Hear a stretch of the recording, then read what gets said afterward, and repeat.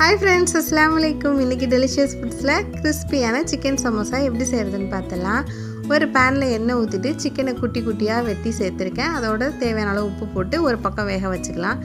இன்னொரு பக்கம் கடாய் வச்சு எண்ணெய் ஊற்றிட்டு நீல வாக்கில் 2 வெங்காயம் கட் பண்ணி சேர்த்துருக்கேன். அது நல்லா வதங்கினதுக்கப்புறம் 1 ஸ்பூன் இஞ்சி பூண்டு சேர்த்து பச்சை வாசனை போனதுக்கப்புறம் ஒரு பச்சை மிளகாய், தேவையான அளவு உப்பு, 1/2 ஸ்பூன் மஞ்சத்தூள், 1 ஸ்பூன் மிளகாய்த்தூள், 1/2 ஸ்பூன் மிளகுத்தூள் சேர்த்து இதை வதக்கிக்கலாம். சிக்கன் நல்லா வெந்ததுக்கப்புறம் நம்ம வதக்கி வச்சுருக்க வெங்காயத்தையும் இதோட சேர்த்து நம்மளோட ஸ்டஃபிங் ரெடி ஆயிடுச்சு. இப்போ நம்ம இந்த ஃபோல்ட் பண்ணிக்கலாம். நான் இன்றைக்கி ரெடிமேட் சமோசா சீட் தான் எடுத்திருக்கேன். இது இருந்துச்சுன்னா உங்களுக்கு ஒரு 10 மினிட்ஸ் to 15 மினிட்ஸில் நீங்கள் சமோசாவே செஞ்சு முடிச்சிடலாம். ரொம்பவே ஈஸியாக இருந்தது இது இருந்ததுனால.